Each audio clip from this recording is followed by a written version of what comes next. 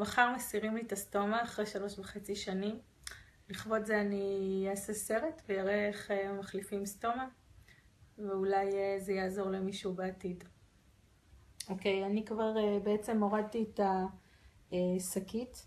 אני אשים עכשיו מגבון כדי שאני לא אתלכלך. שמתי גם מגבת, שהבגדים לא יתלכלכו לי. זה הבסיס. אני מסירה את הניילון מהצד התחתון ומקפלת החוצה את הבסיס קצת מחומר דביק כדי להרחיב את החור, שיהיה לי אחר כך יותר קל להניח את זה. מדביקה את זה בצורה כזאת ולוקחת את הפסטה ולוחצת, מוציאה פשוט את כל העובי שיוצא ועושה עיגול שמן מסביב.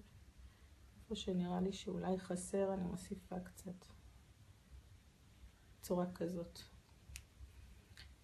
אני מניחה את זה בצד, זה יכול לעמוד בצד כמה דקות, ואני מנקה בעזרת מגבונים להסרת דבק, את הדבק הישן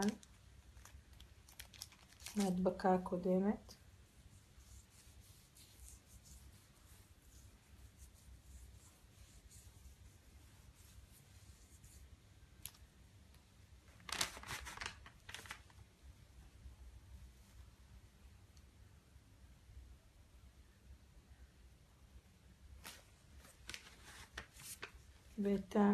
אני מנקה את המסיר דבק עם מגבון מסביב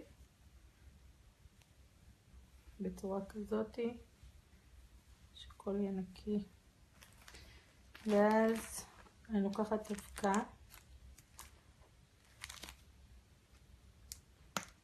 שהיא עוזרת לאדמומיות ולפצעים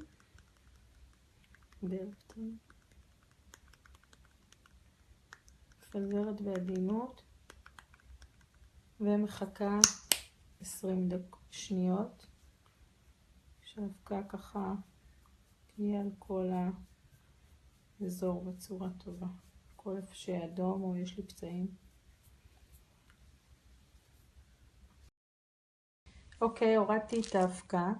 עכשיו אני אקח את המגבונים של מגבוני הגנה, שהם בעצם מגנים על האור בזמן שיש את המדבקה. משתמשת כל פעם בשניים, ואני ממש מכסה את כל האור מסביב לסטומה בשני מגבונים, כדי שתהיה לי הגנה טובה עד ההחלפה הבאה.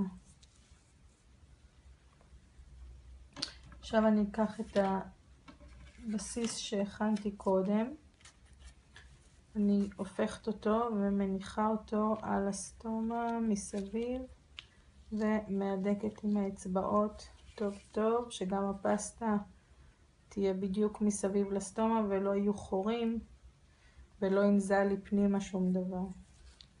עכשיו אני מסירה את הנייר בזהירות, צד אחד, פותחת את הבטן טוב טוב, וצד שני,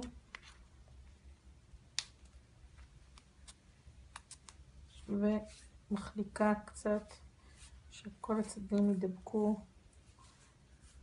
כלום לא ייפתח.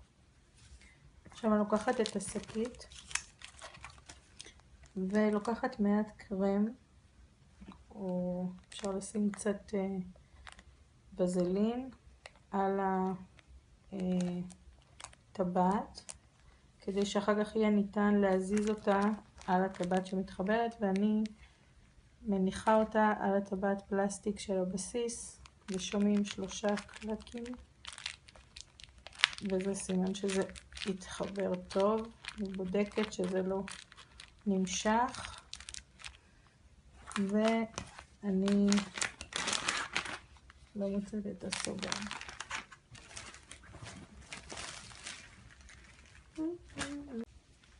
ואני מחברת את הסוגר למטה בצורה טובה. יש כאלה שאוהבים לקפל את זה פעמיים, אני אוהבת את זה ככה. ובעצם עכשיו הכל מונח. מומלץ מאוד לכסות את המקום ולחמם אותו כ10 דקות כדי שהמדבקה תדבק טוב ולא תיפתח אחר כך. לא תמיד יש זמן.